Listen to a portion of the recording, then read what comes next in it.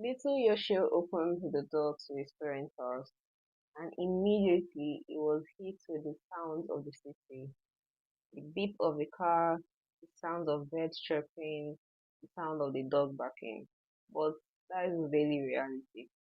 So he keeps on going, he keeps going to school, he enters the city, deep in the heart of the city, right? And is surrounded by all these noises, all these buzz, music everywhere, people walking, people talking, and every single thing you can think of in a busy city. But Yoshio stops in his tracks when he hears a sound that he has never heard before. That was the sound coming from a traditional musical instrument player.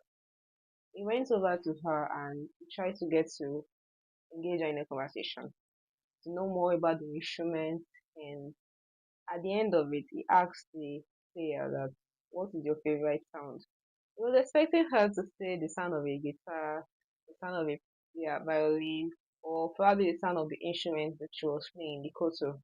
But she said her favorite sound is the sound of ma, which is silence in Japanese. Yoshi was confused. What do you mean your favorite sound is silence? It didn't make any sense to him. He tried asking her, and she just laughed. She didn't even answer him. Now, this began Yoshi's quest for silence. He went around school, he went around his family, he went around his daily affairs looking for the sound of silence. But in every single thing that he did, he couldn't find a silence.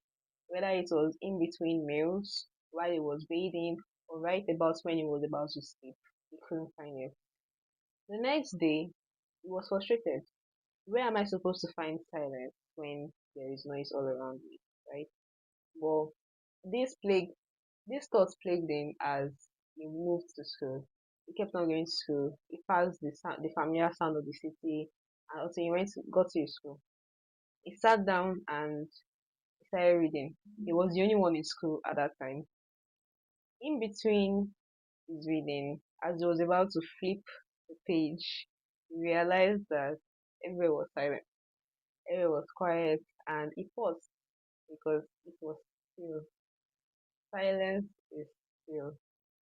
And he realized that he had finally found it. And silence had been there all around, between the pauses of the sound, in between his dog barking, in between the drip of the water in the bedroom, in between his family's noisy talking while they were eating dinner. He found silence.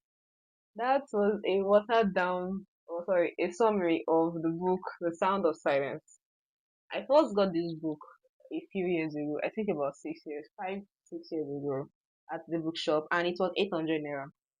When I wanted to buy it, I was like, it didn't make any sense for me to buy this book, right? It's very small, very brief, and the pages are more of drawings, like just paintings. But that was the reason I wanted to get it. It was just a book that should teach me how to relax, how to pause, and how to appreciate what I'm saying. And I'm a graphic appreciator. I appreciate art.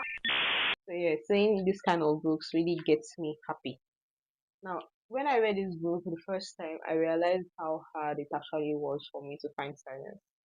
And fast forward to today, my daily reality living in Lagos is plagued by frustration with noises. There is noise everywhere in Lagos.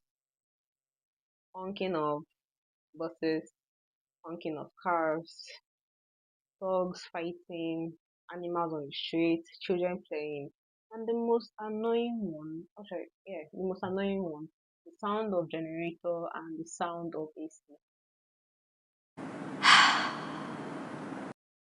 Lagos is noisy.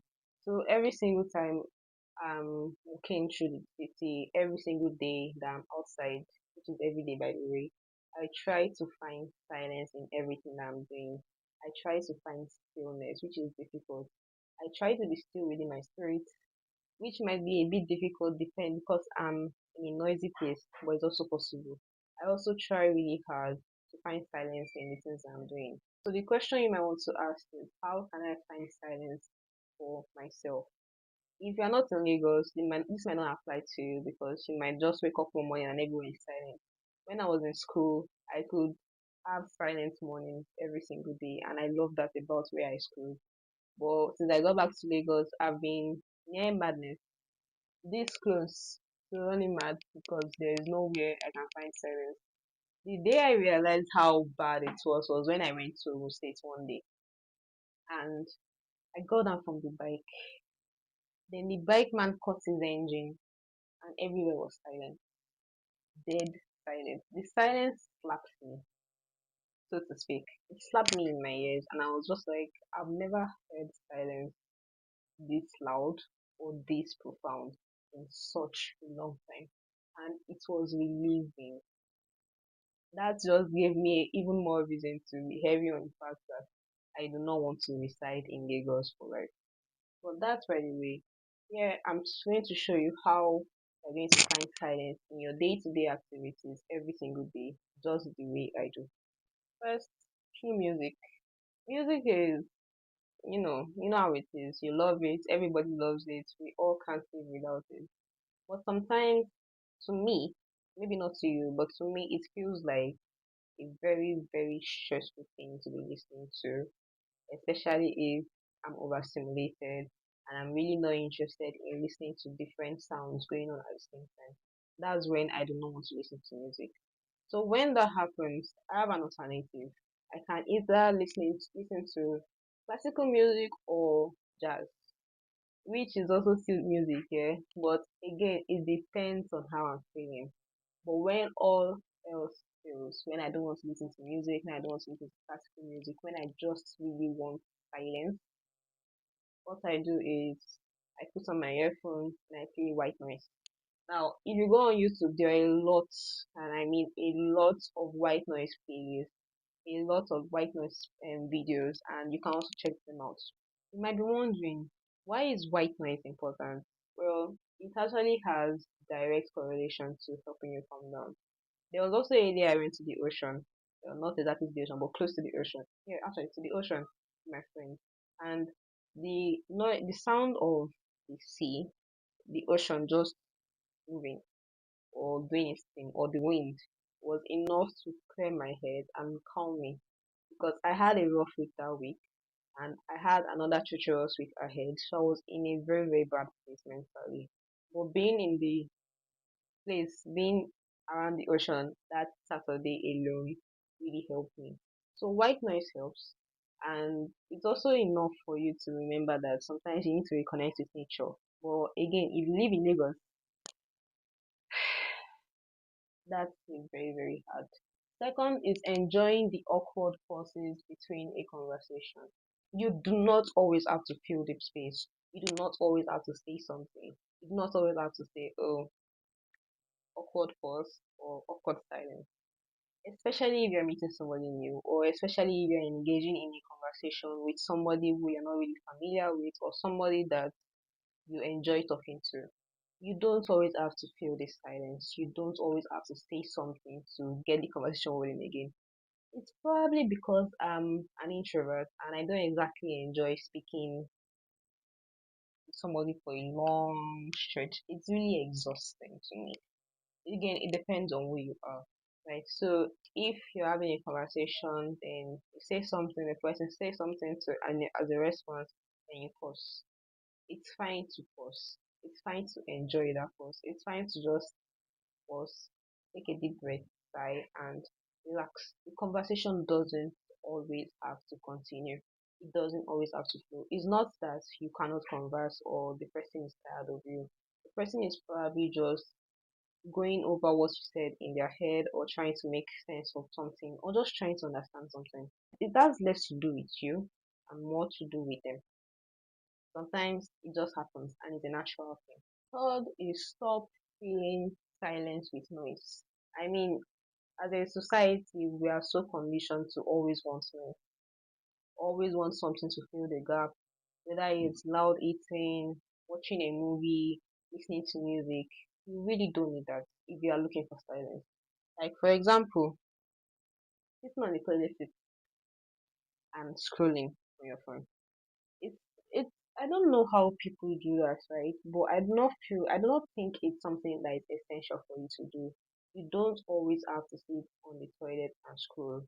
It even makes you spend more time in the toilet than you should, and that makes you lose a lot of time. And time is valuable. You do not want to be losing time doing something as ridiculous as that when you should be saving time so you can have more time to get things done. Some people spend 10, okay, not 10, let's say 20, 30 minutes in the toilet just because they lost track of time because they were scrolling and using the toilet. It doesn't make any sense. You don't always have to scroll and use the toilet. You don't always have to scroll and eat even. This is subjective, right? You might want to watch a movie while you're eating or listen to music while you're eating. It's subjective. But I'm saying that if you can't do without it, then maybe there's a problem and you should learn how to reconnect to silence. The fourth way is for you to do things in silence. I'm saying drive in silence, take a walk in silence, cook in silence, clean your house in silence. That might be difficult, but you can try it. So you don't always have to fill the gaps with noise. Sometimes you really need your head to clear, especially if you're a creative person. I'm a creative person. I love music. I love art. But there are sometimes that I really just need everywhere to be quiet, like dead quiet. And because of how difficult it is for everywhere to be dead quiet, I need to keep on looking for different avenues to get different forms of silence. Again, I've been getting different forms of silence. That was why when I heard perfect absolute silence that day that I went to the state, it shocked me because I realized that this is what I've been looking for, but I made substitutions for it. So yes, drive in silence, eat in silence, cook in silence, do things without needing a form of noise or the other to keep you entertained. You do not always need a form of entertainment. You don't always need to catch up with something over your food, over your drive. You don't always have to listen to somebody talking to you in your ears, whether it's through a podcast or through a music or through a video. Sometimes you just need to sit with your thoughts and listen to yourself talk. And that's probably why a lot of people are running from silence. They do not want to listen to themselves. They do not want to hear their thoughts. They're probably running from a million demons in their head. But to be honest, it's about time we try to reconnect to silence and look for the beauty in silence. It will help in your productivity, it will help in your creativity, and overall, it's going to help your mental health.